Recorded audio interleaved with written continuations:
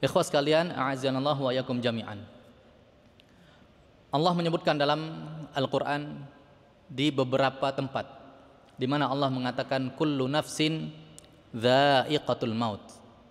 Setiap jiwa yang memiliki nyawa, jiwa yang hidup pasti akan merasakan yang namanya al-maut, kematian. Ini Allah sebutkan kurang lebih 3 kali dalam Al-Qur'an. Kullu nafsin dha'iqatul maut. Setiap manusia, setiap jiwa, manusia, hewan atau apapun itu akan merasakan yang namanya kematian. Ikhwas sekalian, a'azanallahu wa iyyakum jami'an. Ketika Rasulullah sallallahu alaihi wasallam mengalami sakit, yang mana sakit ini adalah sakit terakhir yang beliau alami. Dan sakit ini berujung pada kepergian beliau sallallahu alaihi wasallam dari dunia ini. Saat itu beliau, di sebelah beliau, di dekat beliau ada sebuah wadah air kecil. Kemudian beliau memasukkan tangannya ke wadah itu untuk membasahi tangannya dengan air. Kemudian beliau membasahi wajahnya. Kemudian ketika itu beliau mengatakan la ilaha illallah innalil mauti sakarat. La ilaha illallah, sungguh yang namanya kematian itu memiliki sakarat. Ada sakarat saat kita menghadapi kematian. Ini yang dialami oleh Rasulullah SAW. Dan ini membuktikan bahwa apa yang kita lihat selama ini betul-betul nyata. Bahkan para nabi pun tidak lepas dari yang namanya sakaratul maut. Apa itu sakarat? Secara bahasa sakarat ini diambil dari sakrah, sakr, yang berarti terputusnya akal seseorang. Dan biasanya sakr ini, kalimat ini digunakan untuk kondisi seseorang yang dalam keadaan marah. Orang biasanya kalau marahnya sudah memuncak, hilang akalnya. Itu juga dikatakan sakr, kondisi ya terputusnya fungsi akal. Juga ketika orang mabuk cinta.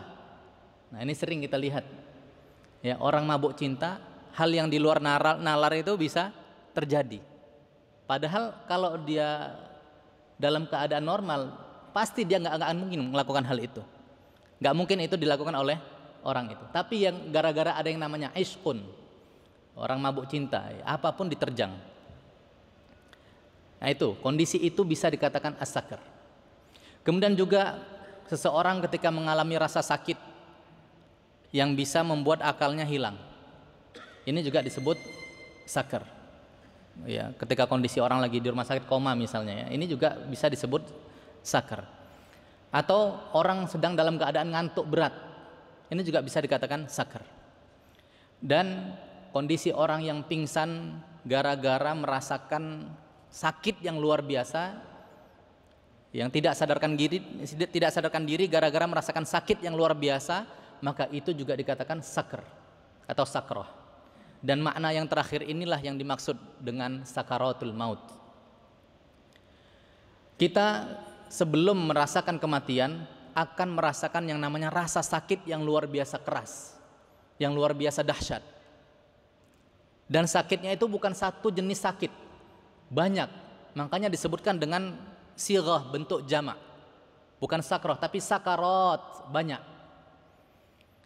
Banyak rasa sakit yang dirasakan oleh seseorang ketika menjelang detik-detik kematiannya. Dan inilah yang dirasakan oleh setiap manusia ketika dia mau mati. Ada rasa sakit yang dia alami dan sakitnya begitu luar biasa. Ikhwati fillah, a'azanallahu wa iyyakum jami'an. Ketika kita tahu bahwa yang namanya kematian ini ada sakaratnya, maka sepantasnya kita tidak merasakan ketentraman dan kenyamanan dalam hidup. Karena kalau kita analogikan misalnya, kita sedang dalam kondisi yang begitu penuh dengan kenikmatan, tapi kita sedang menunggu atau kita sudah dapat informasi ada satu orang yang akan datang ke rumah kita masuk ke rumah kita untuk memukul kita dengan pukulan yang dahsyat. Padahal kita sedang berada dalam kenikmatan. Kira-kira bisa tenang nggak kita? Kita akan was-was walaupun kita dalam kenikmatan, sedang dalam ya duduk atau tidur di tempat yang nyaman, rumah yang enak, ya penuh dengan kenyamanan. Tapi kita tahu ini ada orang mau masuk. Bukan dalam rangka bertamu, tapi dalam rangka untuk memukul kita. Pasti kita was-was, ini kapan datangnya? Dari mana dia masuk? Ini gelisah terus. Itu kondisi manusia. Nah, harusnya kita seperti itu juga ketika kita tahu dan sadar bahwa kita akan menghadapi sebuah rasa sakit yang lebih dahsyat dari sekedar pukulan manusia. Lebih dahsyat dari sekedar tempelengan tangan manusia. Cambukan seorang manusia. Lebih dahsyat. Bahkan dalam satu ketika, satu riwayat disebutkan tentang bagaimana rasa sakit yang dialami oleh para nabi. Di antaranya Nabi Ibrahim alaihissalam, di mana Allah bertanya kepada beliau, apa yang kau rasakan ketika mengalami kematian ini? Beliau mengumpamakan ya dengan jawaban, aku seperti berada dalam satu tusukan, ya. Biasanya ini tusukan sate, ya, dalam bahasa Arab dimaknai dengan sesuatu yang ditusuk ke daging untuk dijadikan alat memanggang daging. Biasanya sate kalau bahasa kita mungkin. Tusukan di dalamnya sudah ada daging-dagingnya. Kemudian itu dibalut dengan wol, ya, kain. Kemudian ini ditarik dengan kencang, sekencang-kencangnya. Seperti itulah sakaratul maut yang dialami oleh Nabi Ibrahim alaihissalam. Ini adalah gambaran yang beliau alami saat menghadapi sakaratul maut. Kemudian Rabbul Izzah Jalla wa Ala mengatakan kepada beliau, sungguh kami ini sudah meringankan rasa sakit untukmu wahai Ibrahim. Subhanallah ya. Sakit yang ringan seperti itu yang digambarkan oleh Nabi Ibrahim alaihissalam. Seakan-akan ada tusuk sate yang dalam ya, tubuh kita dicabut dengan hentakan yang sangat keras. Dan tubuh kita ini terdiri dari banyak daging, dari ujung kaki sampai kepala. Itulah yang kira-kira dirasakan oleh Nabi Ibrahim alaihissalam. Kisah yang serupa juga dialami oleh Nabi Musa alaihissalam. Ketika ditanya oleh Allah Subhanahu wa taala, apa yang kau hadapi, apa yang kau rasakan? Beliau mengatakan, aku merasa diriku ini seperti kambing yang sedang berada di tangan jagal, lagi dikuliti. Kambing hidup yang berada di tangan para jagal sedang dikuliti, hidup kambingnya. Jadi beliau seakan-akan mengatakan kondisi sakaratul maut yang beliau rasakan, yang beliau alami, seperti seakan-akan kulit beliau ini disayat-sayat, disisik, dikuliti, dipisahkan dari dagingnya. Kita kena pisau sedikit aja luar biasa sakitnya, berhari-hari mungkin gak hilang. Kalau ini subhanallah, seperti disayat dari dalam, dan ini luar biasa sakitnya. Inilah rasa sakit yang dirasakan oleh para nabi. Dan Nabi Muhammad SAW juga demikian. Makanya ketika beliau di akhir hayatnya merasakan rasa sakit yang luar biasa, dan itu disaksikan oleh keluarga beliau, di antaranya istri beliau yang tercinta, Ibunda Aisyah radhiyallahu taala anha. Beliau merasakan menahan sakit yang luar biasa. Begitu pula Fatimah radhiyallahu taala anha melihat ayahnya yang demikian. Namun beliau ya menahan rasa sakit dan tidak bisa ditutup-tutupi rasa sakit yang beliau rasakan itu. Beliau hanya mengatakan la ilaha illallah innalil mauti la sakarat. Sungguh maut ini mempunyai yang namanya sakarat, rasa sakit yang luar biasa yang enggak bisa ditahan oleh siapapun. Maka ikhwas sekalian azanallahu wa iyyakum jami'an. Inilah yang perlu kita persiapkan. Bukan dalam rangka bagaimana caranya kita terhindar dari yang namanya sakaratul maut. Tapi sakaratul maut itu adalah sesuatu yang pasti kita alami dan akan kita jalani. Yang perlu kita siapkan adalah apa nasib kita setelah sakaratul maut itu. Bagaimana nasib kita nanti? Apa yang akan kita hadapi setelah sakaratul maut? Ini yang perlu kita siapkan. Para salafus saleh juga menggambarkan tentang kondisi sakaratul maut itu. Di antaranya ada sebuah kisah ya, Umar bin Khattab bertanya kepada seseorang yang bernama Ka'ab al-Ahbar. Beliau meminta kepada Ka'ab, "Ya Ka'ab, hadithna 'anil maut." Wahai Ka'ab, ceritakan kepada kami informasi tentang kematian. Beliau menceritakan, "Na'am ya Amirul Mukminin, wahai Amirul Mukminin. Kematian ini diumpamakan seperti ghasnun katsirus syauk, seperti cabang atau ranting dari sebuah pohon, katsirus syauk, yang banyak durinya." Kira-kira pohon apa yang rantingnya itu banyak duri? Bidara, ya kan? Terus apa Pak? Jeruk mungkin ya, jeruk ada beberapa durinya gitu ya. Dan ini banyak durinya, bukan satu dua. Ya.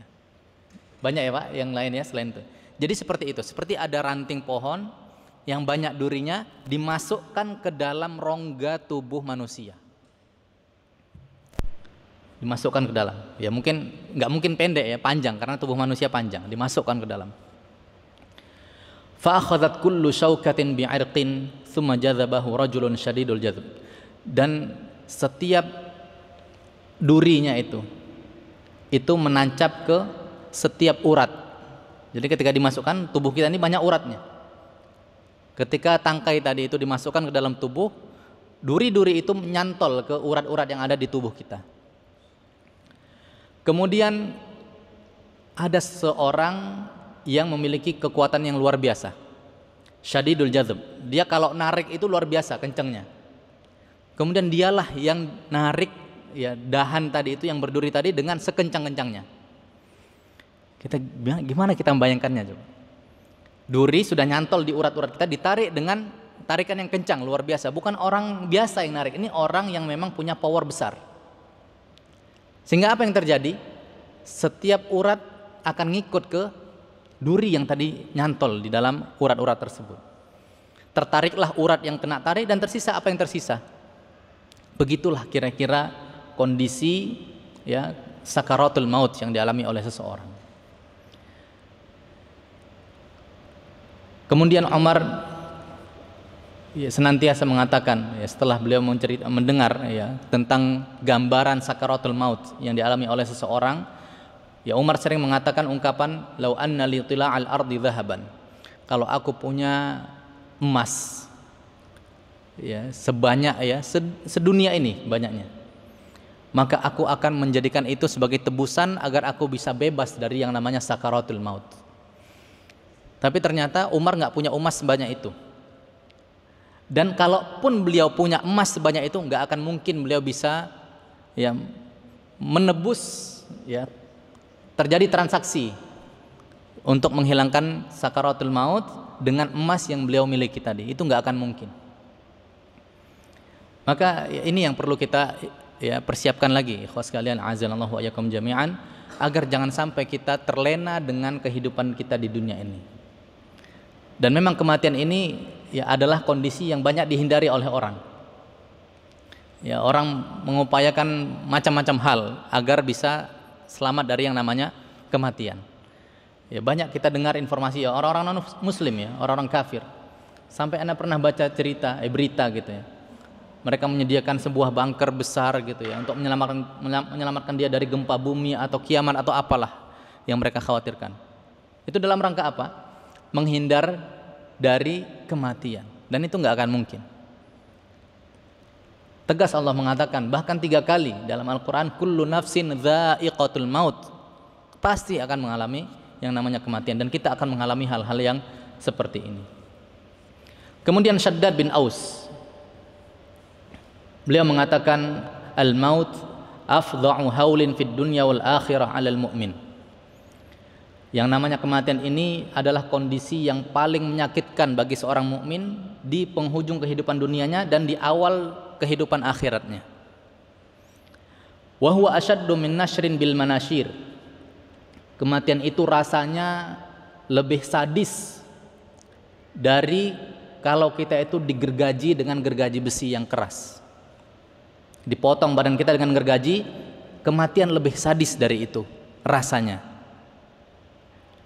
Wa qardin bil maqarid, dan hempitan dengan gunting, seakan-akan tubuh kita ini digunting, pasti sakit.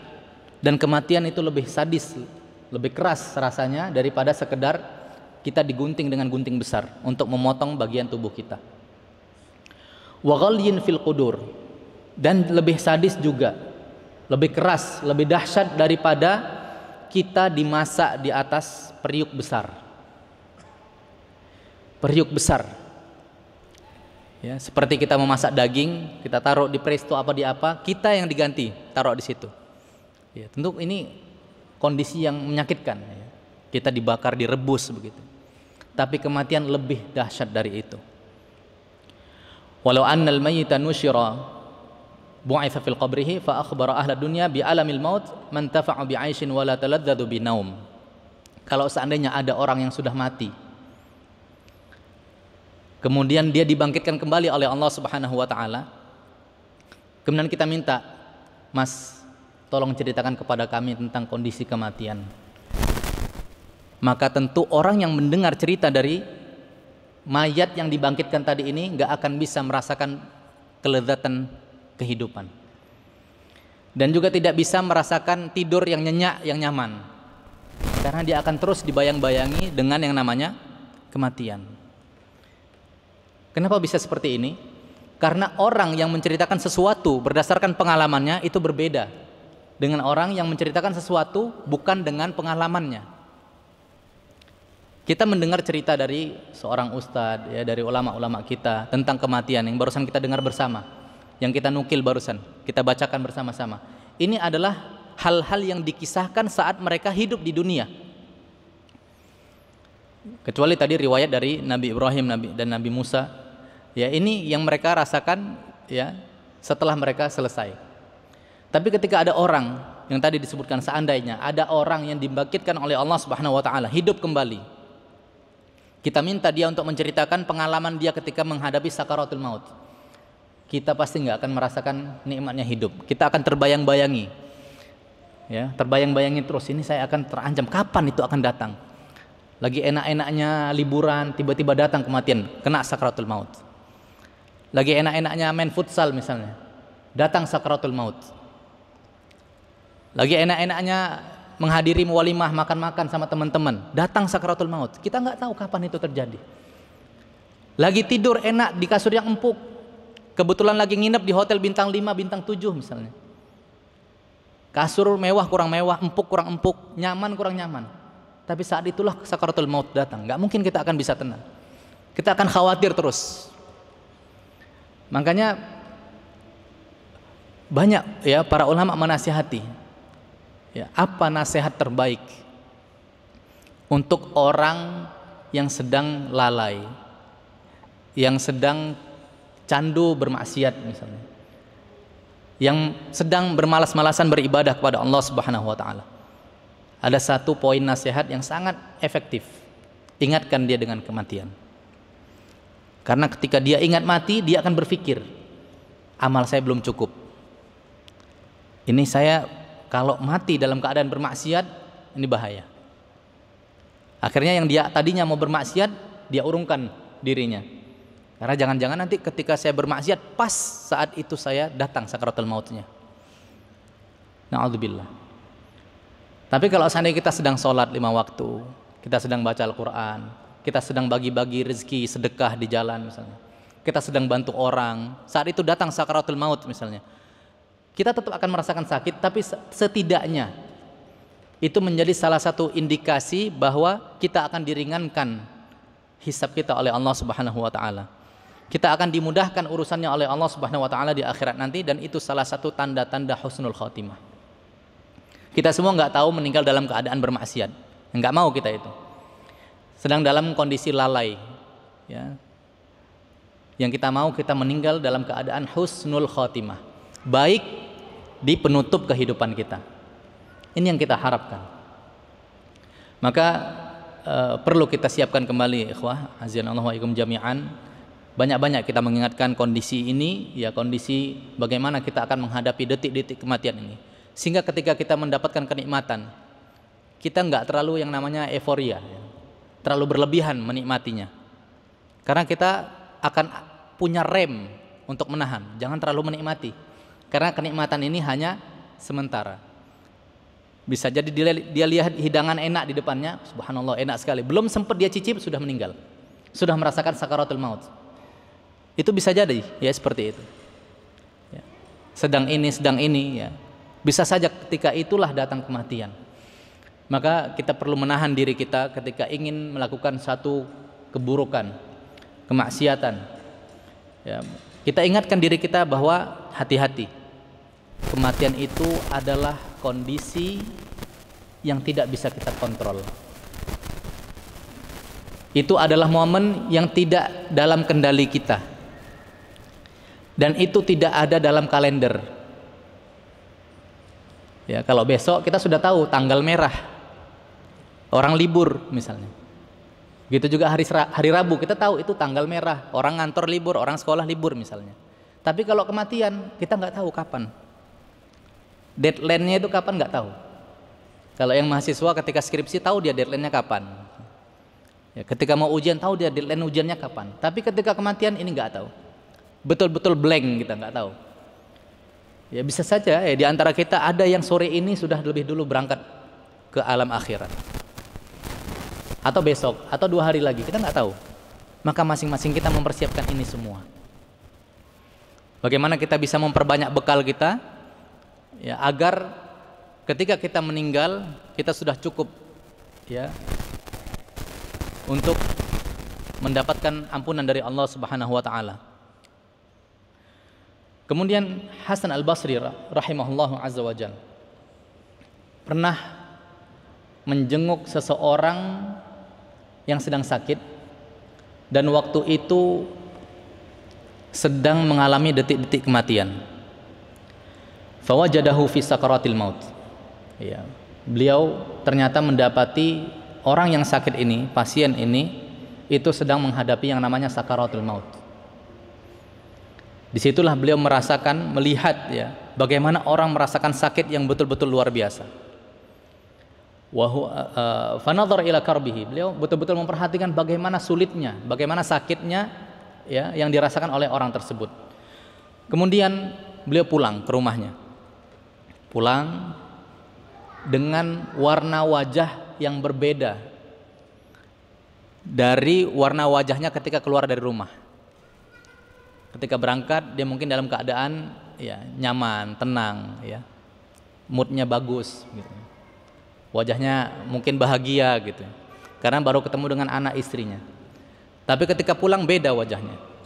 Ditawari makan ya oleh keluarganya, at-ta'am yarhamukallah ya, ayo makan yarhamukallah, semoga Allah merahmatimu.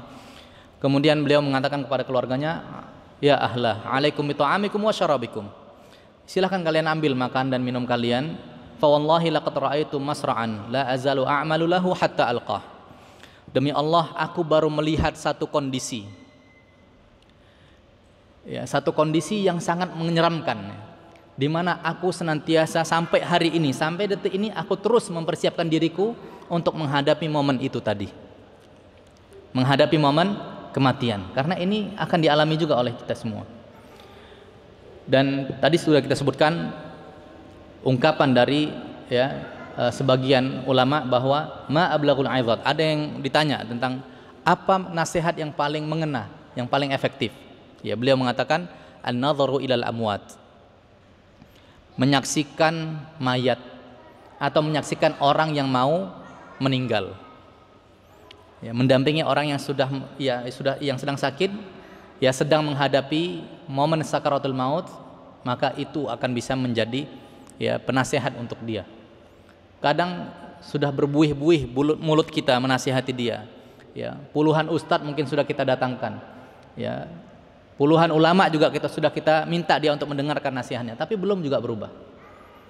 Tapi coba sesekali dia diajak untuk menemani orang yang lagi sakaratul maut.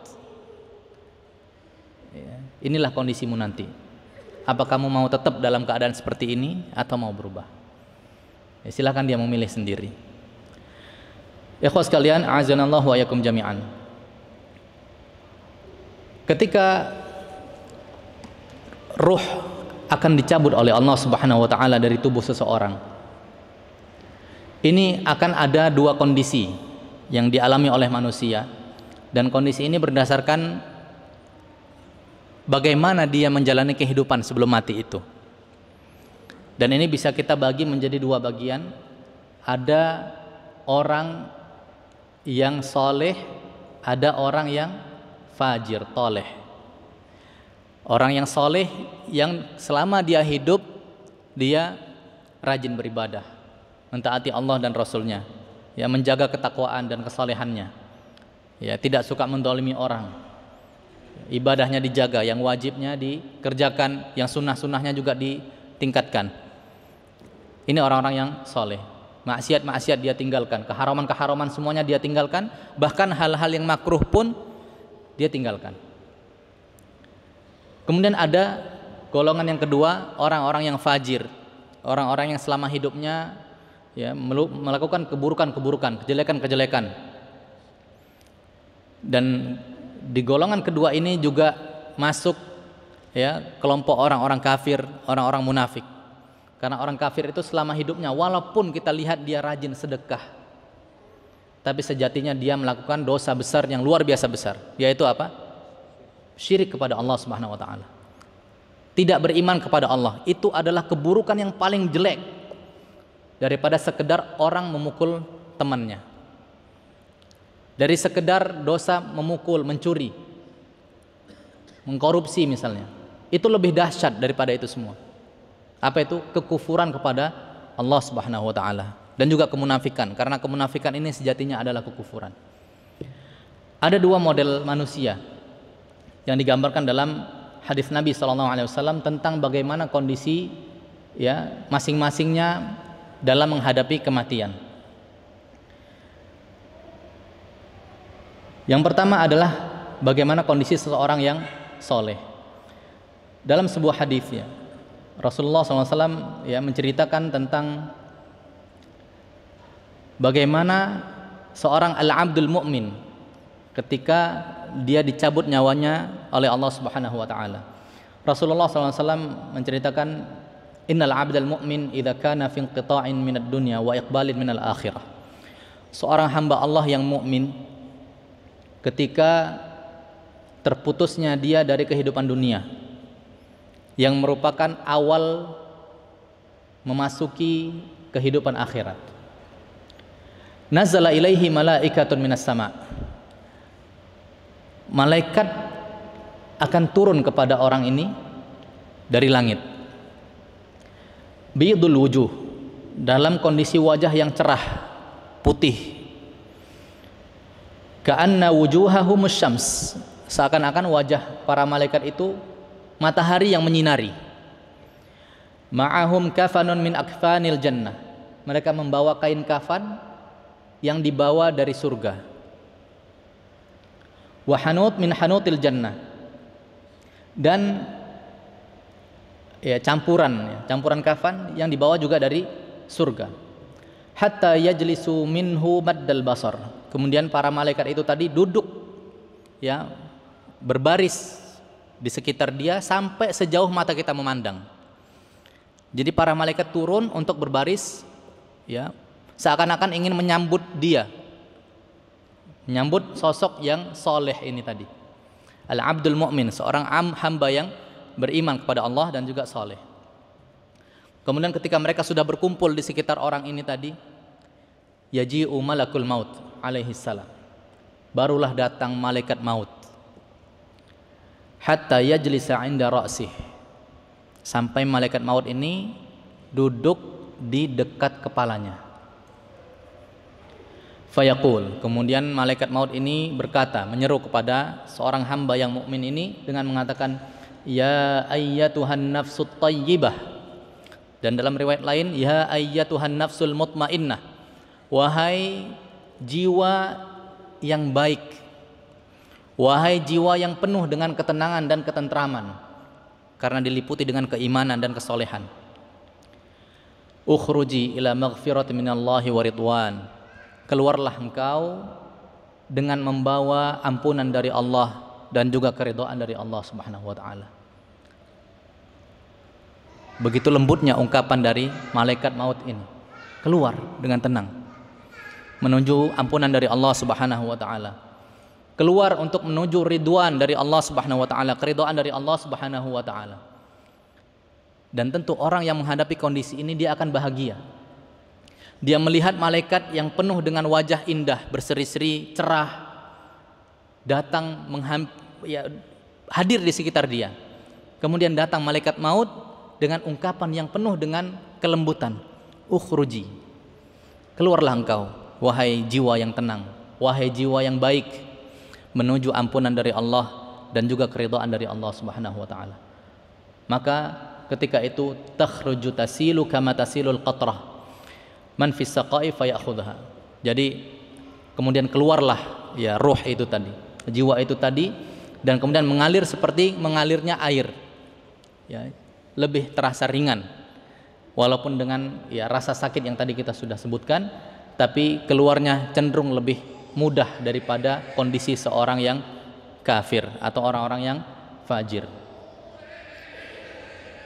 Kemudian ketika meninggal, ya, ada seorang ulama yang menafsirkan, ketika beliau menafsirkan ayat lahumul busyra fil hayatid dunya wa fil akhirah. Mereka mendapatkan busyra. Mereka memiliki busyra. Apa itu busyra? Kabar gembira. Mereka mendapatkan kabar gembira fil hayatid dunya wa fil akhirah. Ketika mereka masih di dunia dan ketika mereka masih di akhirat. Kabar gembira yang akan dia dapatkan di akhirat, dia akan diinformasikan bahwa tempat dia adalah di surganya Allah Subhanahu wa taala. Silahkan masuk dari pintu sini, silahkan masuk dari pintu sini, silahkan masuk dari pintu sini.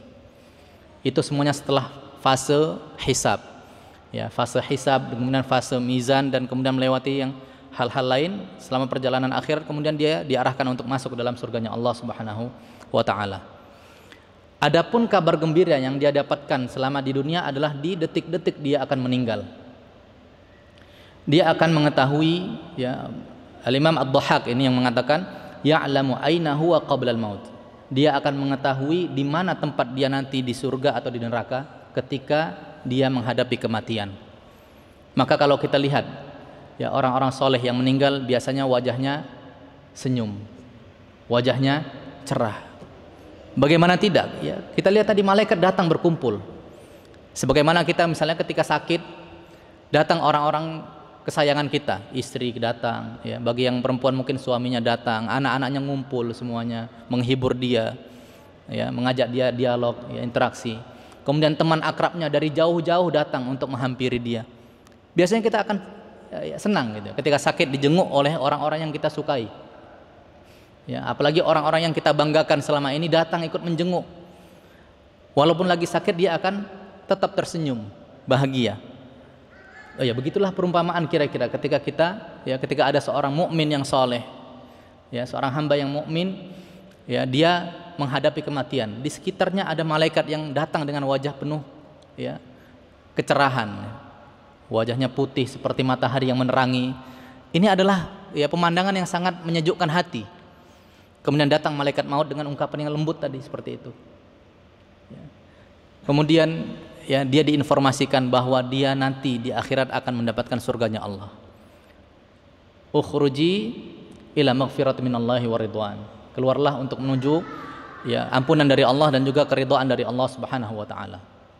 Ya, ini juga apa yang kita baca dalam Al-Qur'an, ya ayyatuhan nafsul mutmainnah, irji'i ila rabbiki radiyatan mardiyah, fadkhuli fi ibadi wadkhuli jannati. Wahai jiwa yang tenang, kembalilah engkau kepada Rabb kamu. Irji'i ila rabbiki radiyatan mardiyah, ya, dengan penuh keridhaan kepada Tuhanmu dan Tuhanmu meridhoimu. Ya, fadkhuli fi ibadi wadkhuli jannati. Masuklah engkau ke dalam golongan hamba-hambaku yang saleh, hamba-hambaku yang beriman, dan masuklah engkau ke dalam surgaku. Al-Imam Ad-Dhahhak tadi mengatakan inilah, ya, informasi atau busyra yang akan dia dapatkan ketika dia menghadapi kematian. Maka wajar kita dapatkan orang-orang soleh, orang-orang yang beriman, ketika meninggal wajahnya itu cerah. Tidak ada gambaran rasa takut dalam wajahnya, walaupun dia merasakan sakit ketika mati, tapi dia karena tahu di mana tempat dia setelah kematian ini, maka dia bahagia ketika mati. Dan ini adalah sesuai dengan doanya Rasulullah SAW, di mana Rasulullah pernah berdoa tentang orang yang beriman. Ya Allah, berilah kecintaan kepada orang-orang yang beriman untuk bertemu kepadamu. Ini doanya Rasulullah SAW. Ini orang yang beriman penuh hatinya dengan rasa keimanan, beliau doakan agar dia suka untuk ketemu dengan Allah Subhanahu wa taala. Dan awal pertemuan kepada Allah adalah melalui kematian ini. Dia senang dengan kematian karena dia tahu setelah kematian ini adalah fase saya menuju Allah Subhanahu wa taala. Allah akan ridho dengan saya dan saya sudah ridho dengan semua ketentuan Allah Subhanahu wa taala. Tapi berbeda dengan orang yang kafir dan fajir. Rasulullah SAW mendoakan, ya Allah, jadikan dia benci perjumpaan denganmu, benci sebenci-bencinya dengan kematian, karena dia tahu yang ada di depan dia adalah bencana yang sangat dahsyat, bencana yang luar biasa, nggak ada obatnya, dia nggak bisa berbuat apa-apa. Di sana adalah alam yang ghaib, dia blank di sana, nggak ada pengetahuan sama sekali, karena selama hidupnya dia fokus mengumpulkan dunia, fokus mencari harta, fokus mencari jabatan, fokus mencari kesenangan duniawi. Adapun akhirat itu diabaikan sama dia, nggak penting. Tapi ketika malaikat maut datang, baru saat itu dia sadar, dan dia nggak mau untuk menghadapi kematian itu, karena dia tahu ini saya sudah berada dalam kenikmatan, berikutnya ini pasti saya akan sengsara. Dia akan sengsara karena lihat malaikat maut yang datang untuk mencabut nyawanya dengan penuh kondisi yang menyeramkan. Maka dia akan muram mukanya, ketakutan, panik. Itulah yang kita lihat dari orang-orang kafir ketika meninggal dunia. Bagaimana kondisi mereka ketika di detik-detik kematian?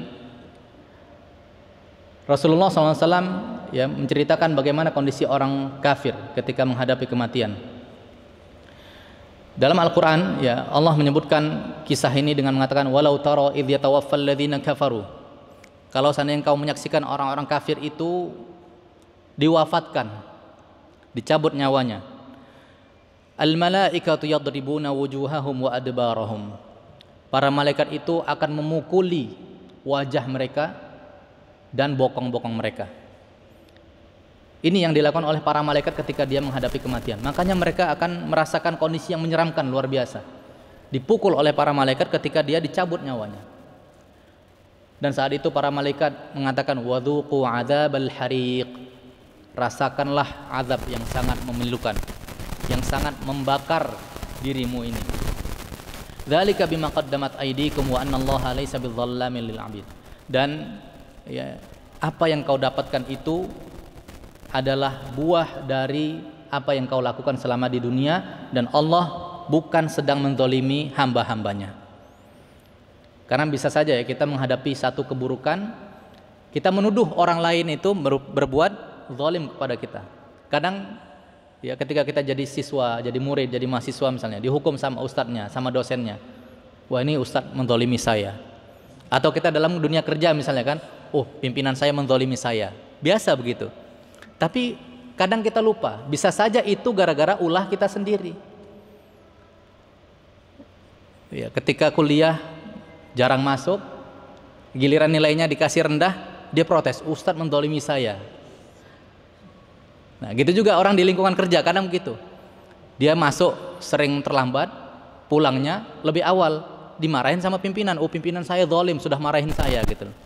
Padahal gara-gara ulah dia. Nah, orang-orang kafir seperti itu. Bisa saja muncul persepsi bahwa apa yang Allah siapkan untuk dia ini, dia dipukul bagian wajah dan bagian belakangnya dia.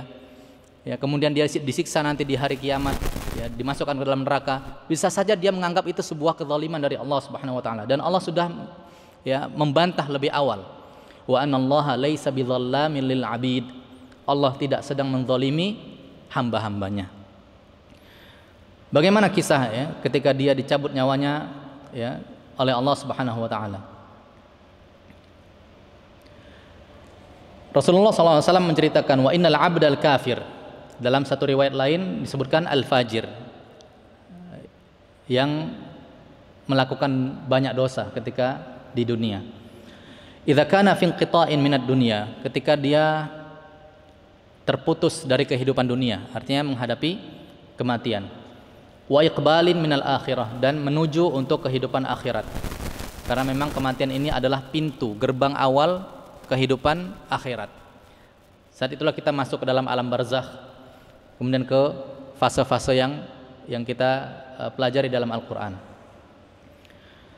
Apa yang terjadi? Nazala ilaihi minas sama'i malaikatun ghiladun syidad.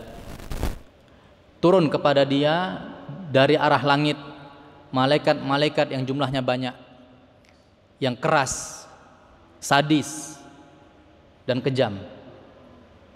Sudul wujuh, dengan wajah yang hitam legam, penuh dengan aura-aura menyeramkan. Kadang kita kalau lihat ya orang yang wajahnya mungkin seram gitu, kita takut. Itu masih manusia yang mungkin secara umum kita sudah familiar dengan wajah itu. Ya. Apalagi ini makhluk yang tidak familiar di mata kita, nggak pernah kita lihat sebelumnya. Tapi ketika menjelang kematian, ya, dari hadis ini kita bisa simpulkan bahwa orang yang akan meninggal melihat hal itu. Sudul wujuh, ya, wajah para malaikat tadi itu ya hitam, ya muram, ya seram juga kelihatannya. Ma'ahum al-musuh minan nar, mereka membawa semacam kain atau permadani, ya, yang dibawa dari neraka. Kemudian fayajlisuna minhu maddal basar. Kemudian mereka itu sama, ngumpul di sekelilingnya, ya, sampai sejauh mata memandang. Artinya jumlahnya tidak satu atau dua, banyak. Sepanjang mata memandang, itulah malaikat yang wajahnya menyeramkan. Ya, kita aja kalau didatangi orang badannya besar-besar, hitam gitu ya, 3 orang aja udah geter gitu. Baru manusia gitu. Ya, yang kalau kita pukul di salah satu bagiannya mungkin dia sudah meninggal misalnya, contoh. Tapi ini makhluk asing yang badannya fisiknya besar, ya luar biasa besarnya, nggak kebayang oleh kita, dan asing dengan kondisi yang sangat menyeramkan, jumlahnya banyak sepanjang mata memandang. Itu semuanya ngumpul di hadapan kita. Bukan kita ya, orang-orang kafir. Na'udzubillah, semoga kita tidak termasuk yang seperti ini. Tsumma yaji'u malakul maut. Setelah malaikat-malaikat yang banyak tadi datang, ya, kemudian malaikat maut juga datang. Hatta yajlisa 'inda ra'si, sampai malaikat ini datang di dekat kepalanya, duduk di dekat kepalanya. Fayaqul, dan malaikat ini mengatakan, ayyatuhan nafsul khabithah, wahai jiwa yang keji, wahai jiwa yang buruk. Al-khabith dalam bahasa Arab artinya jelek. Tapi jelek sini bukan sekedar jelek, tapi di bawahnya itu sampai pada taraf yang menjijikkan. Ya ayyatuhan nafsul al-khabithah, wahai jiwa yang buruk, yang jelek. Ukhruji ila sakhatin minallahi wa ghadab, keluarlah engkau menuju kemurkaan dari Allah dan juga kemarahan dari Allah Subhanahu wa taala. Fatafarraqa fi jasadih fayantazi'uha kama yantazi'us sufud minas sufil mablul. Jadi dicabut nyawanya dengan cara yang sangat keras, ya, seperti ya dicabutnya bulu-bulu yang dalam kondisi basah, ya. Ya, bulu-bulu yang dicabut dalam kondisi basah dicabut dengan cara yang sangat keras. Tataqatta'u ma'ahu al-uruq wal ghasab. Yang ini menyebabkan putusnya urat-urat dan juga sendi-sendi dari tubuh orang tersebut. Inilah kondisi seorang al-abdul fajir atau al-abdu al-kafir ketika menghadapi kematian. Maka ikhwas sekalian, azanallahu wa yakum jami'an, penting bagi kita untuk memilih. Kita mau jadi hamba yang pertama, yang mukmin, yang soleh, yang taat kepada Allah Subhanahu wa taala, atau menjadi hamba yang fajir yang akan menghadapi kondisi mengerikan ketika kematian. Kalau kita memilih kondisi yang pertama, maka kita perlu menyiapkan diri kita agar ya kita menjauhi hal-hal yang Allah murkai, kemudian mulai mendekat sedikit demi sedikit, ya, perlahan mendekat menuju Allah Subhanahu wa taala, meningkatkan ibadah-ibadah kita kepada Allah Subhanahu wa taala agar kita termasuk ke dalam golongan hamba-hamba Allah yang mendapatkan kemudahan ketika sakaratul maut. Kemudian untuk mengurangi rasa sakit, kita perlu memperbanyak memohon kepada Allah Subhanahu wa taala untuk diringankan saat sakaratul maut. Sebagian ulama kita mengajarkan satu doa yang sangat baik yang berisi Allahumma hawwin alaina sakaratul maut. Ya Allah, ringankan untuk kami yang namanya sakaratul maut. Karena sakaratul maut ini nggak akan terhindar. Kita nggak bisa menghindar dari yang namanya sakaratul maut. Bahkan para nabi pun merasakan yang namanya sakaratul maut. Bahkan disebutkan para nabi mendapatkan rasa sakaratul maut lebih dahsyat daripada seorang hamba yang beriman. Ini yang perlu untuk kita siapkan. Bagaimana kita menghadapi sakaratul maut dengan cara yang enak, ya, ringan, walaupun penuh dengan kesakitan, namun kita mendapatkan kabar gembira yang disampaikan oleh para malaikat Allah Subhanahu wa taala. Dalam riwayat lain, ya, para malaikat menyampaikan, ya, ketika mencabut nyawa orang yang beriman, mengatakan absyiri birauhin wa raihan. Terimalah kabar gembira dengan penuh ketenangan dan juga, ya, kebahagiaan. Ya, ini mungkin kalau dalam bahasa kita, istirahatlah kamu dalam kondisi yang tenang. Ya, RIP istilahnya, ya. Nah, ini RIP memang khusus untuk orang beriman harusnya.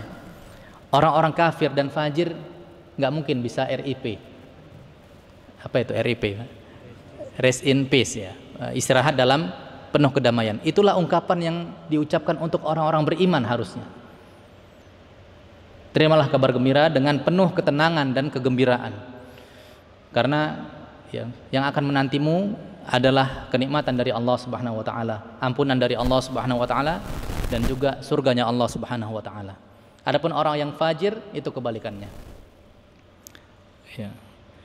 Barangkali ini yang bisa kita sampaikan dalam kesempatan pagi ini. Ya, kalau masih ada waktu, ada tanya jawab.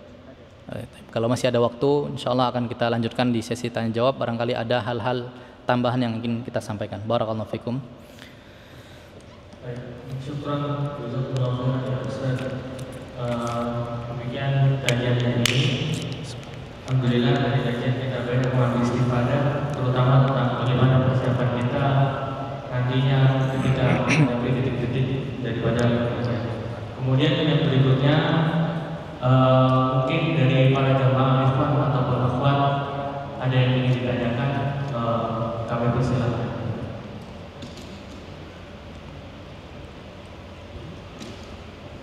Mungkin dari ikhwan dulu, karena Khadijah mau namanya besar, lagi-lagi adalah yang terdepan daripada perempuan. Tafadhol.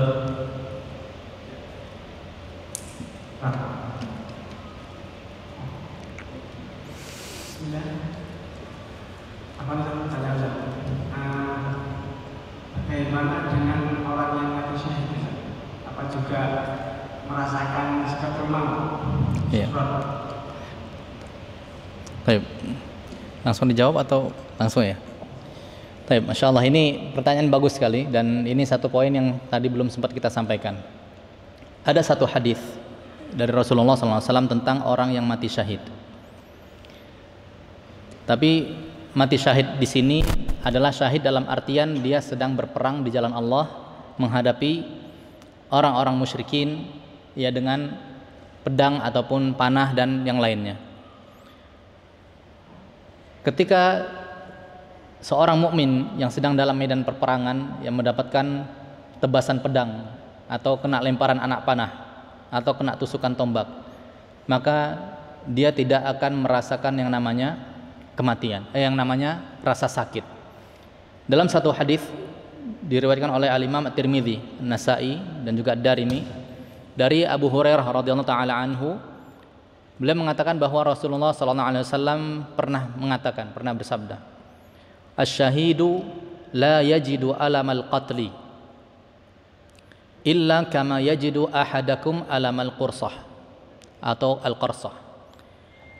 Seseorang yang syahid di jalan Allah, dia tidak merasakan pedihnya atau rasa sakit ketika dibunuh.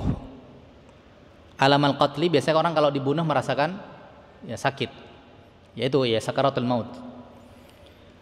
Kecuali illa kama yajidu ahadukum alamal qursah, seperti seseorang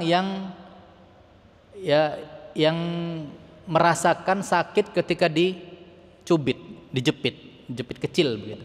Itu saja yang dirasakan ketika orang yang mati syahid. Dan ini adalah kelebihan orang-orang yang mati syahid, dan Allah sangat bangga dengan orang-orang yang mati dalam keadaan syahid. Bahkan dalam hadis lain Rasulullah menyebutkan bahwa asyahid tidak ada yang pantas untuk dijadikan ganjaran kepada dia, ya atas dia, kecuali surganya Allah Subhanahu wa taala. Bahkan dalam hadis lain disebutkan orang-orang yang syahid itu akan diampuni semua dosa-dosanya oleh Allah Subhanahu wa taala. Tapi syahid yang betul-betul syahid, bukan orang mati konyol dianggap syahid. Ya kan dulu ada orang berbuat sesuatu yang tidak disyariatkan, kemudian ngakunya ini adalah orang yang mati syahid. Ya, padahal tidak demikian. Orang yang mati syahid yang dimaksud di sini adalah orang yang mati dalam keadaan terbunuh di medan perang. Karena dia berperang untuk menunjukkan, untuk ila'i kalimatillah, untuk mengangkat nama Allah Subhanahu wa taala, mengangkat agama Allah, menebarkan agama Allah agar menjadi yang paling mulia di antara agama-agama yang lain. Dia memperjuangkan agama Allah dengan jiwanya, dengan raganya, dengan hartanya, bahkan dengan nyawanya, sampai dia mengorbankan nyawanya untuk demi tegaknya agama Allah Subhanahu wa taala. Tapi dia belum berhasil untuk menegakkan agama Allah, tapi dialah yang terbunuh. Allah berbangga dengan orang seperti ini, dengan ganjaran yang besar Allah siapkan. Bahkan dia mendapat keringanan berupa sakaratul maut. Maka inilah yang menggerakkan para sahabat untuk mudah diajak berjihad oleh Rasulullah sallallahu alaihi wasallam. Tapi banyak di antara kita yang mungkin kalau ada panggilan jihad hari ini kayaknya mikir-mikir, aku nanti gimana kerjaanku, gimana anak cucuku, istriku gimana, lagi hamil nih istriku. Banyak yang difikirkan. Padahal kalau kita berangkat jihad, ganjarannya jelas. Kalau kita menang di medan jihad, kita dapat kemuliaan dari Allah. Tapi kalau terbunuh, dapat surga dan terhindar dari sakaratul maut yang sadis. Hanya sedikit saja yang dirasakan.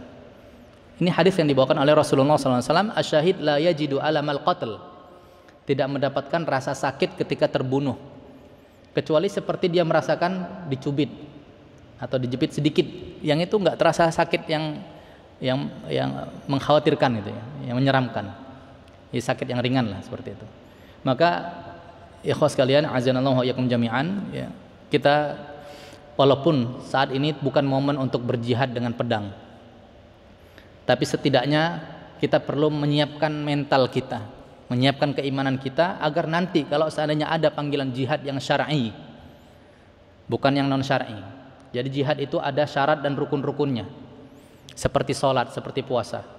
Kapan jihad itu tidak disyariatkan, kapan itu jihad disyariatkan, bahkan menjadi wajib. Seperti sholat juga, hari ini kita wajib sholat duhur nggak Pak? Wajib nggak sholat duhur? Wajib. Sekarang wajibnya? Enggak. Berarti sholat duhur tidak disyariatkan pagi ini. Kapan? Nanti kalau sudah waktunya. Begitu pula jihad. Kalau sudah terpenuhi syarat-syaratnya, rukun-rukunnya, maka saat itulah kita wajib berangkat untuk jihad. Dan ganjarannya adalah besar dari Allah Subhanahu wa taala. Jadi mental itu yang perlu kita siapkan agar ya, kita bisa menyongsong ya maghfirah dari Allah Subhanahu wa taala dan diringankan ketika sakaratul maut. Tapi ya perlu untuk kita pelajari ya dengan baik ya syarat-syarat jihad ini. Karena kalau sampai kita salah memahaminya, bahaya. Ya, jihad itu bukan barang mainan yang bisa bolak-balikkan. Di antara syarat wajibnya jihad adalah panggilan jihadnya dari waliul amr, pemimpin resmi suatu negara. Kalau sekedar ketua takmir Masjid Abdillah nggak boleh. Siapa ketua takmir Masjid Abdillah? Ustaz Muhammad, Ustaz Irfan misalnya. Ustaz Irfan ngajak, ayo kita jihad, nggak boleh. Ya, karena itu bukan jihad yang syar'i. Harus pimpinan tertinggi yang mengajak, menyeru untuk berangkat jihad. Seperti yang di zaman Rasulullah, yang menyerukan jihad adalah Rasulullah sendiri. Kemudian zaman berikutnya adalah khalifah Abu Bakar, Umar, ya, Utsman, Ali. Ini semuanya yang menyeru panggilan jihad. Ya, kalau sudah pemimpin mengajak dan jihadnya dalam rangka i'la kalimatillah, menjunjung tinggi agama Allah, maka saat itulah dia dikatakan jihad yang syar'i. Walaupun ada rukun-rukun lain, nanti insyaallah di kesempatan lain kita rincikan. Baik, wallahu a'lam.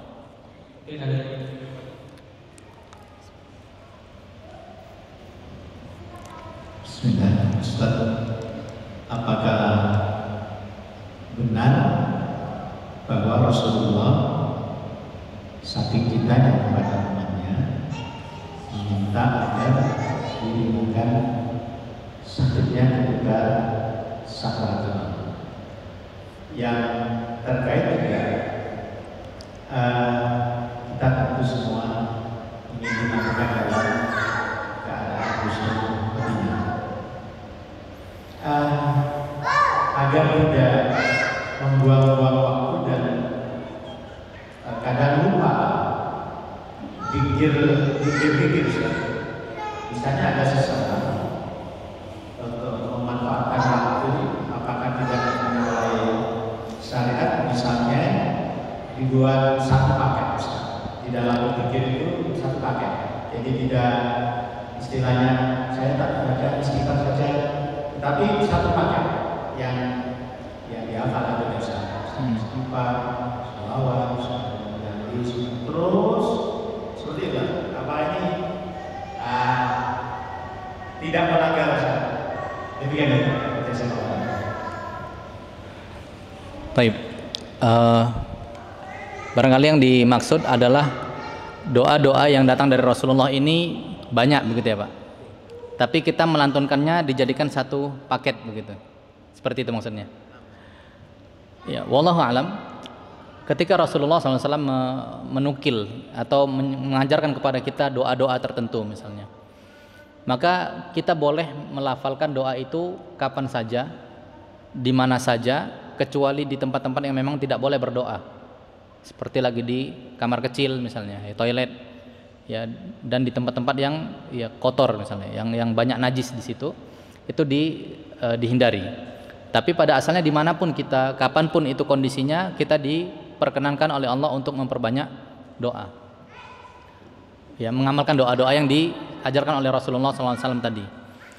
Kemudian gimana kalau kita mengamalkannya dikumpulkan, ditumpuk, begitu maksudnya Pak? Doa ini ditambah dengan doa yang ini, tambah doa ini, sampai jadi seakan-akan satu paket doa. Nah ini boleh nggak seperti itu?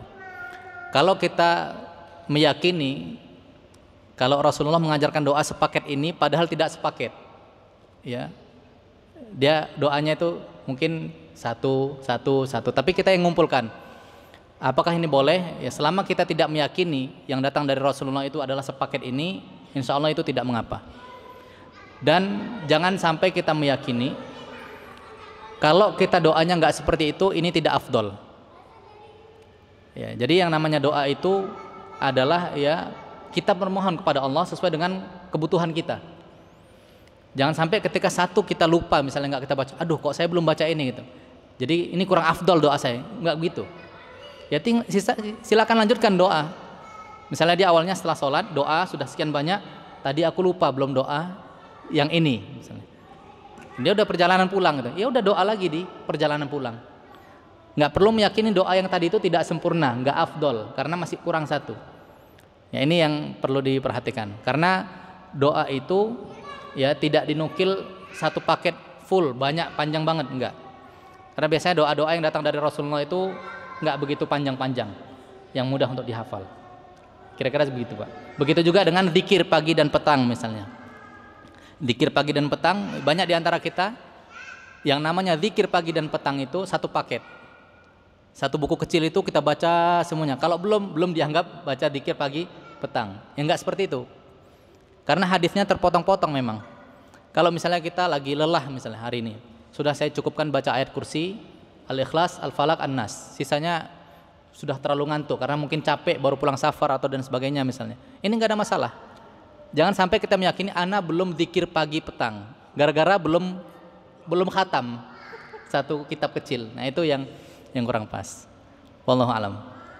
Itu maksudnya Pak ya. Insyaallah. Wallah. Yang pertama gimana Pak? Meringankan umatnya apa itu? Baik.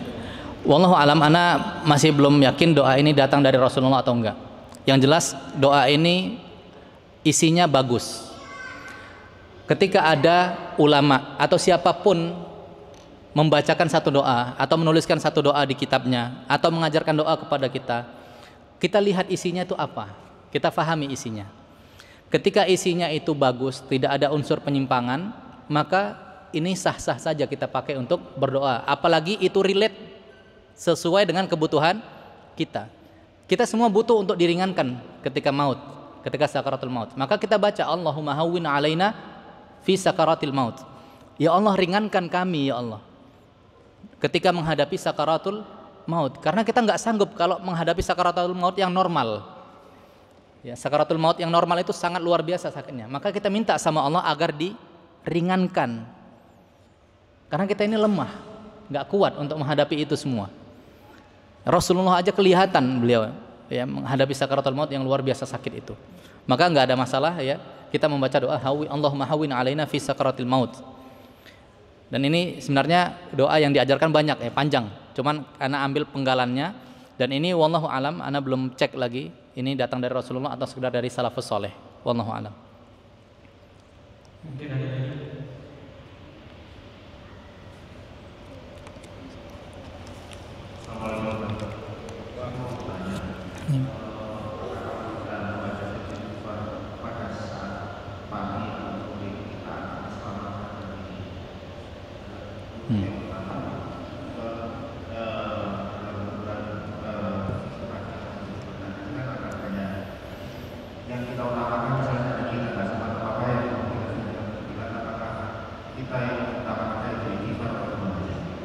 Baik.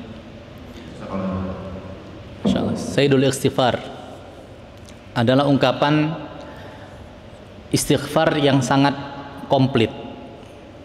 Dan ini diajarkan oleh Rasulullah SAW. Dan kalau kita biasa zikir pagi petang, biasanya itu tercantum ya di buku zikir itu. Karena memang ini disunahkan dibaca ketika pagi dan juga ketika sore hari.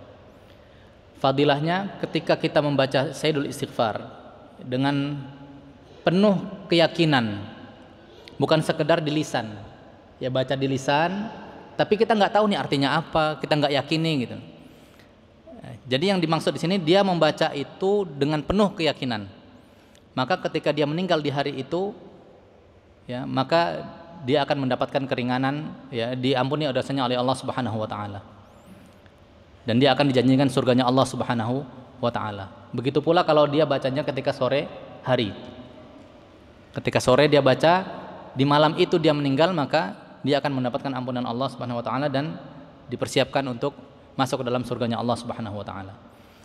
Nah, kemudian pertanyaan yang kedua, kalau seandainya kita nggak sempat untuk berzikir, kira-kira zikir mana yang kita pilih? Nah, ini jawabannya kembali kepada kebutuhan kita masing-masing. Artinya mana yang lebih kita prioritaskan tentang kebahagiaan di akhirat ini? Ampunan dari Allah atau keutamaan yang lain seperti keutamaan membaca ayat kursi misalnya, membaca qul huwallahu ahad, qul a'udzu birabbil falaq, qul a'udzu birabbin nas. Karena masing-masing ada keutamaan yang berbeda-beda. Dan kita nggak bisa menggabungkan semuanya, mungkin karena lagi capek, lagi sakit misalnya dan seterusnya. Maka pilih yang bagi kita sangat penting keutamaannya. Misal kita yakin ini ya, anak seharian ini sudah banyak sekali dosa anak. Anak tadi ketemu orang, anak caci, ketemu ini, anak ini, ketemu ini begini, banyak sekali dosa. Dia ingat dosanya terlalu banyak, maka baca Sayyidul Istighfar. Karena dia ingin memurnikan, menghapus dosa-dosa dia yang tadi. Ketika dosanya berkaitan dengan hubungan sesama makhluk manusia, ya dia segera minta maaf kepada orang itu, ya kemudian baca Sayyidul Istighfar agar Allah mengampuni dosa-dosanya. Tapi kalau dia sudah berusaha ya semaksimal mungkin, dia yakin hari itu nggak ada dosa kecuali sedikit sekali, ya dia mungkin Sayyidul Istighfarnya diakhirkan. Kalau dia sempat nanti dibaca, cukup dia baca astagfirullah, astagfirullah, kan itu ringan.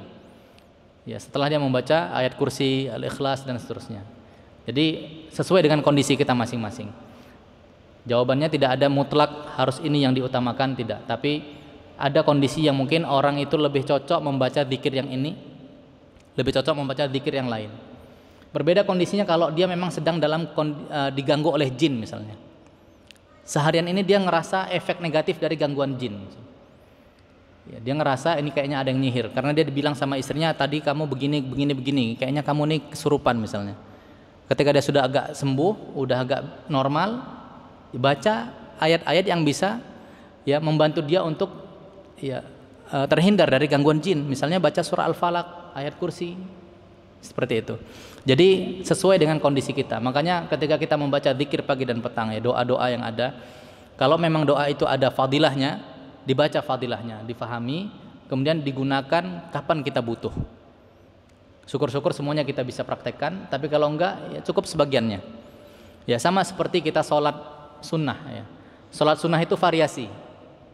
Ya, ada sholat sunnah qiyamul lail ya, tarawih kalau di Ramadan, atau tahajud, ada sholat qobliyah subuh ya, ada tahiyatul masjid, ada nanti sholat duha, ada qobliyah zuhur, ba'diyah zuhur. Kalau semuanya bisa kita praktekkan, itulah yang bagus.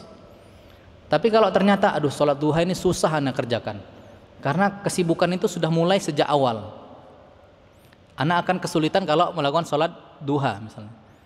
Ya, karena dia pagi-pagi itu nggak sholat duha, persiapan ini, persiapan itu, sampai ketika dia udah siang nggak sempat sholat duha. Ya sudah, memang itu tidak dimudahkan bagi dia untuk mengerjakan sholat duha. Tapi ketika dia masuk waktu zuhur, udah longgar kondisinya, dia bisa dengan mudah untuk berangkat ke masjid, sholat tahiyatul masjid, sholat qobliyah zuhur, nanti sholat ba'diyah zuhur. Jadi berdasarkan kondisi kita masing-masing. Ada yang dimudahkan oleh Allah untuk sholat duha, ada yang dimudahkan oleh Allah untuk sholat rawatib, qobliyah, ba'diyah. Ada yang dimudahkan oleh Allah untuk sholat qiyamul lail, sholat tahajud plus witirnya.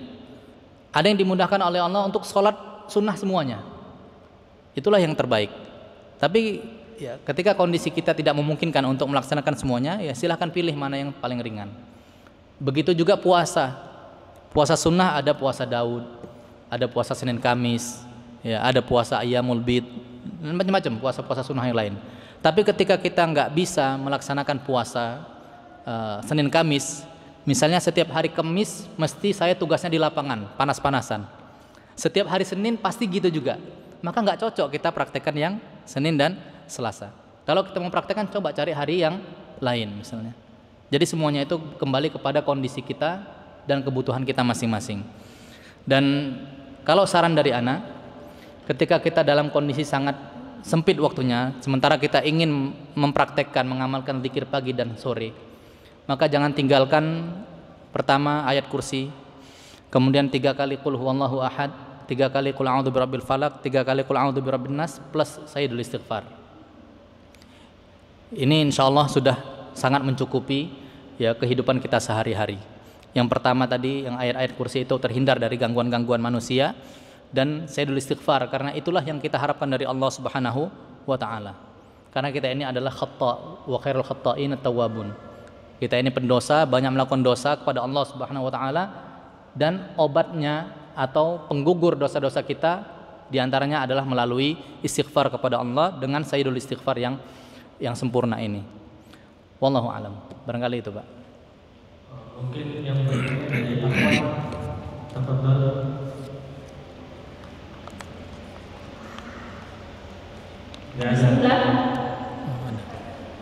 Bismillah, Ustaz mau tanya.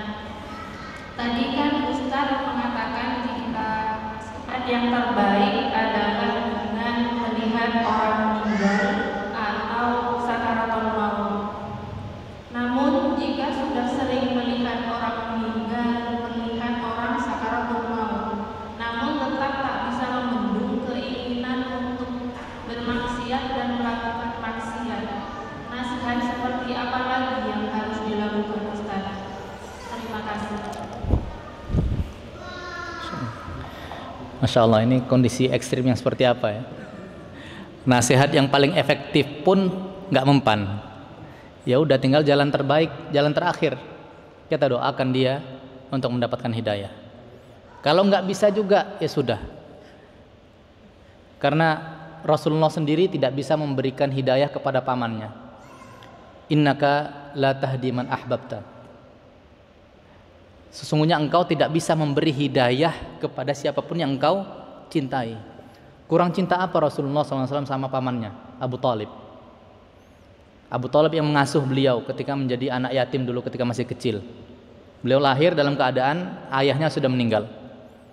Diasuh ibunya ya 2 tahun, kemudian ibunya meninggal. Pindah ke kakeknya, kemudian kakeknya meninggal, pindah ke pamannya Abu Thalib. Dan Abu Thalib saat itu menjadi ketua suku Bani Hashim, ketua kabilah keluarga ya. Beliau kepalanya, seniornya.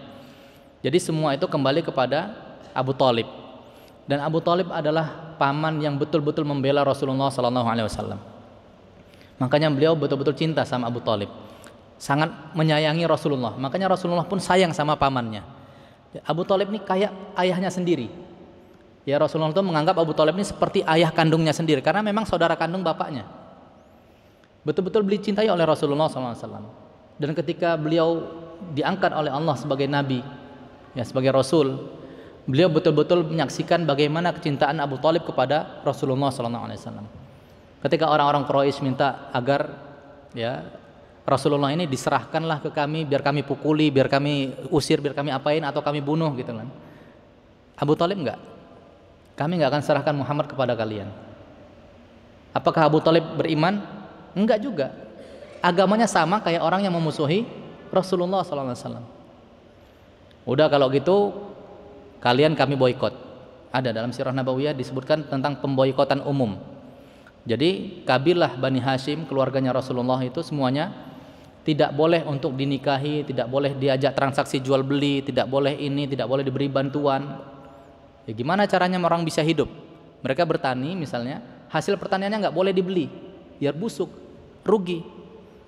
Mereka mau beli makanan, nggak bisa, habis makanan mereka, mau beli ke suku lain, ke keluarga lain nggak boleh. Itu diboikot. Kondisi ini akan tetap berjalan sampai kalian serahkan Muhammad kepada kami. Itu Abu Jahal pentolannya. Dan Abu Thalib pasang badan waktu itu. Kami nggak akan berikan Muhammad. Kami akan lindungi selama kami mampu. Padahal Abu Thalib agamanya bukan Islam. Agamanya sama seperti mereka, tapi dia membela Rasulullah SAW mati-matian. Dan Rasulullah udah sering berdakwah kepada Abu Thalib. Didakwahi. Bukan karena Abu Thalib ini orang yang keras, kasar, enggak. Justru Abu Thalib orang yang lembut luar biasa. Makanya Rasulullah itu cinta sama beliau. Penuh dengan hikmah Abu Thalib. Ya, didakwahi oleh Rasulullah. Sampai di akhir hayatnya Abu Thalib didakwahi. Ya am, wahai paman, ucapkan la ilaha illallah sekali aja. Supaya nanti aku punya hujjah di hadapan Allah untuk menyelamatkanmu. Karena selama ini Abu Thalib belum sholat, belum apa-apa semuanya. Agamanya masih syirik. Ya am, ucapkan la ilaha illallah sekali saja. Tapi tetap nggak mau. Padahal bukan Rasulullah ini orang yang kasar. Udah selembut apa Rasulullah? Kurang lembut apa? Kurang lembut apa Abu Thalib? Sampai membela Rasulullah mati-matian, melindungi habis-habisan. Semua Bani Hashim dikerahkan untuk melindungi Nabi Muhammad SAW. Tapi didakwahi oleh Rasulullah tetap nggak bisa. Dalam satu riwayat ada di antara sirah nabawiyah yang menceritakan saat Rasulullah mendakwahi Abu Thalib di akhir hayatnya, ada juga Abu Jahal di sana. Ketika Rasulullah mendakwahi sudah hampir berhasil, datang Abu Jahal. Kamu benci sama agama nenek moyangmu. Akhirnya nggak jadi. Diulangin lagi sama Rasulullah. Ya am, ucapkan la ilaha illallah. Sudah hampir berhasil karena orang ini sudah di titik akhir, sudah sangat lemah. Nggak ada lagi yang dia harapkan, hartanya, dunia udah nggak perlu lagi. Ya, tinggal kondisi setelah akhirat aja. Diingatkan sama Rasulullah untuk ini, ucapkan la ilaha illallah. Nggak berhasil. Akhirnya berulang kali Rasulullah mendakwahi, berulang kali juga Abu Jahal menghalangi. Sampai akhirnya Abu Thalib meninggal dalam keadaan belum mengucapkan la ilaha illallah. Saat itulah Rasulullah betul-betul terpukul luar biasa. Di saat orang-orang yang dulu memusuhi Rasulullah pada masuk Islam, ini pamanku yang kuanggap seperti ayahku sendiri, yang sudah membelaku mati-matian, mengorbankan semuanya untukku, untuk agama ini, untuk Allah juga. Tapi meninggal dalam keadaan tidak beragama Islam. Karena memang hidayah itu di tangan Allah. Makanya Allah mengingatkan Rasulullah, innaka la tahdi man ahbabta. Engkau enggak akan bisa memberi hidayah kepada siapapun yang engkau mau. Maka ya sudah, kalau memang kita udah berupaya semaksimal mungkin, ya nggak bisa juga, ya udah ikhtiar terakhir kita dengan doa. Kita kencangkan doanya, kita tuluskan doa kita kepada Allah Subhanahu wa taala untuk saudara kita. Karena kadang kita sudah mendoakan, doanya kurang tulus, sekedar formalitas. Sudah doa saya, dia tuh sudah sering saya doakan, itu kurang tulus mungkin doanya. Ya doanya mungkin sekali dua kali aja. Tapi kalau kita betul-betul murni, ya, kita menginginkan saudara kita ini selamat dari kemaksiatan, selamat dari kesyirikan, kekufuran misalnya. Kita doa dengan doa yang tulus, dengan jujur kepada Allah. Ya Allah beri dia hidayah. Ya karena ya di antara tanda kesempurnaan iman kita adalah kita mencintai sesuatu untuk saudara kita sebagaimana kita mencintai hal itu untuk diri kita sendiri. Itu di antara ciri kesempurnaan iman kita. Ketika kita suka mendapatkan hidayah dari Allah, maka kita suka juga saudara kita itu dapat hidayah. Ini di antara ciri kesempurnaan iman kita. Ketika kita suka saudara kita itu terbebas dari kesengsaraan, maka ya itu juga ya yang kita sukain untuk diri kita, maka itulah di antara kesempurnaan iman kita. Dan itulah langkah terakhir kita. Kalau semuanya sudah kita upayakan, ya sudah kita usahakan, tapi belum juga berubah, ya tinggal doa. Kemudian kita serahkan kepada Allah, biar Allah yang merubah dia. Ya, karena ada ya momen-momen mungkin yang bisa merubah, ya, bisa membalikkan kondisi dia dari kondisi yang kurang baik menjadi kondisi yang baik. Kita nggak tahu apa itu momennya. Ya, titik poin berbaliknya itu apa? Kita nggak tahu.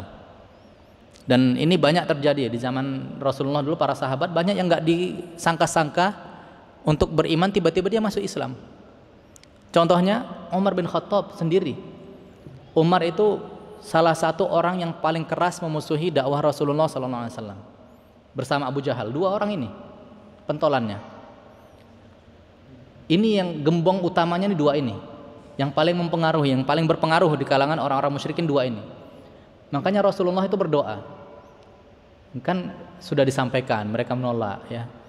Tinggal langkah terakhir Rasulullah apa? Mendoakan, ya Allah, ya berilah ya keislaman atau berilah hidayah kepada salah satu dari dua orang ini yang lebih engkau cintai, Umar bin Khattab atau Abul Hakam. Abu Jahal itu lakopnya dulu Abul Hakam, bukan Abu Jahal. Setelah datang Islam baru berubah jadi Abu Jahal. Abu Hakam itu penuh dengan kehikmatan, penuh dengan hikmah, bijak. Dan memang begitulah kondisi Abu Jahal dulu sebelum Islam datang. Memang dipercaya semua perkara urusan orang-orang Quraisy, tanya Abu Jahal, solusinya sangat efektif, sangat bagus, sangat keren. Ya, sangat solutif lah gitu. Maslahatnya sangat bagus untuk semuanya. Makanya dijuluki Abul Hakam. Tapi ketika Islam datang justru dia yang paling pertama menolak. Berubah menjadi Abu Jahal.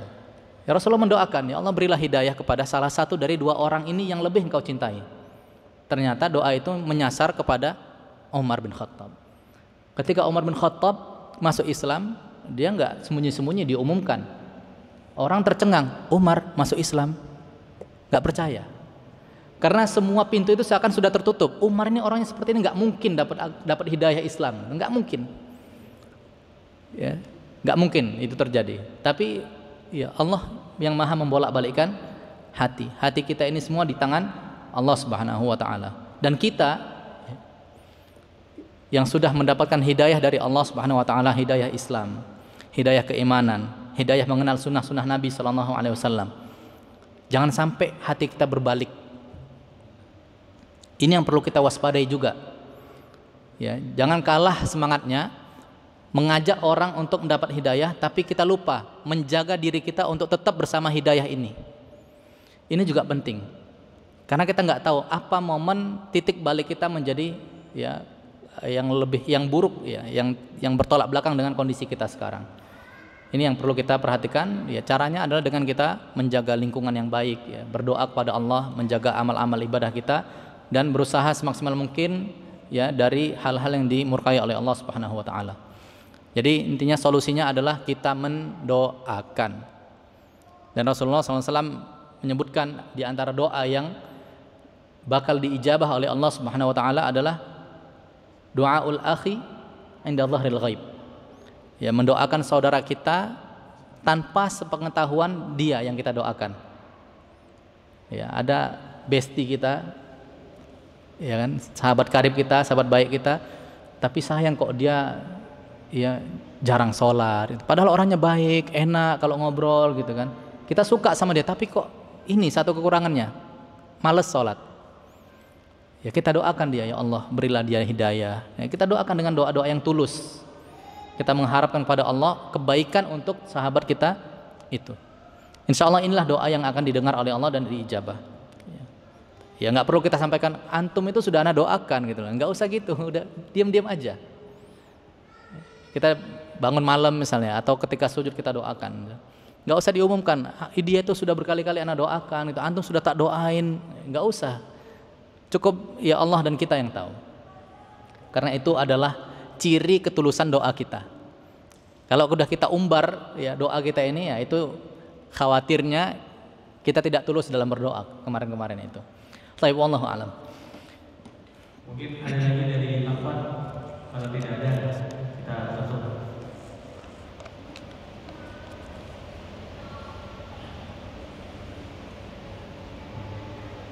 Berarti sudah tidak ada. Baik, kami ucapkan jazakumullah khairan bagi Ustaz, barakallahu fikum, dan semoga apa yang kita kaji hari ini bermanfaat untuk kita, terutama saat kita nanti menjelang akan dijemput oleh Allah Subhanahu wa taala. Terakhirannya ya. Baik, bismillah ikhwas sekalian, azanallahu wa ikum jami'an.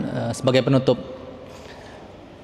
ana mengingatkan kita semua dengan satu hadis yang disampaikan oleh Rasulullah SAW tentang kondisi seorang mukmin, di mana Rasulullah SAW mengatakan, man kana akhiru kalamihi la ilaha illallah dakhalal jannah. Barang siapa yang di akhir atau di penghujung hidupnya kalimat terakhir yang dia ucapkan adalah la ilaha illallah, maka dia pasti masuk surga.